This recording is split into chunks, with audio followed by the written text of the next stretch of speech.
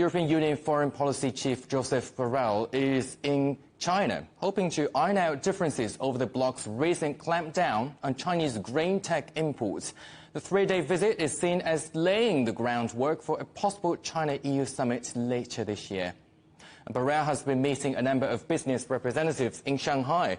The Vice President of the EU Chamber of Commerce in China, Carlo was one of them.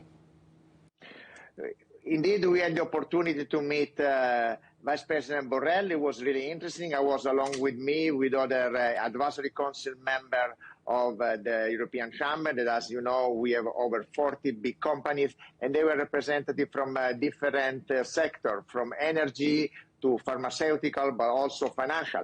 You know, the European Chamber is the voice of the European business here in China, so we express him which one are the opportunities and also the challenges that we are facing while we are doing in the business in the Chinese market. And Carlo, as you said, doing business in China is a little bit more complicated than before. So what are the challenges facing the China-EU relations, and how do you think they need to be managed?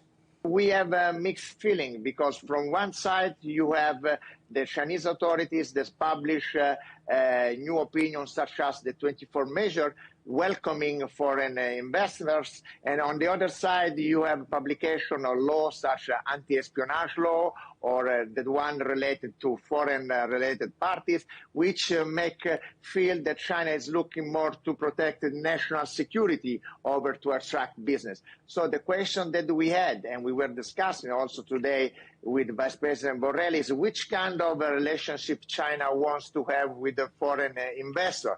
Because for us, our members are here in China for the Chinese market and to stay in China. But what we need is a strong implementation of the reform, because if not, we risk to fall into the promise fatigue. How do you think that Borrell's visit could help address some of the concerns that you have now?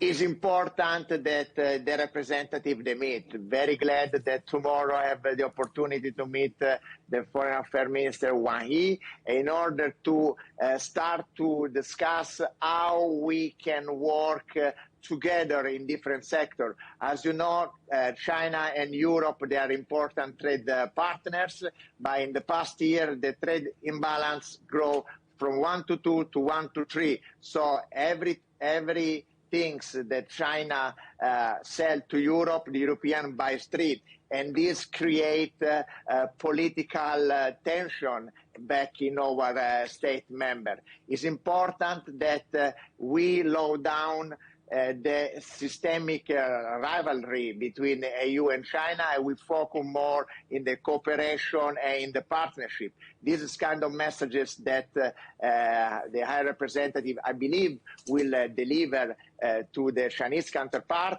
because at the moment, China is an important trade partner, but Europe is even more important for China as a trade partner. As you know, by the end of 22, over 6.2 million containers were moved from China to Europe. Instead, from Europe to China, only 1.2 million containers. So it's important that China will have more interest in buying European product in order to have an equilibrium in the trade relationship among countries.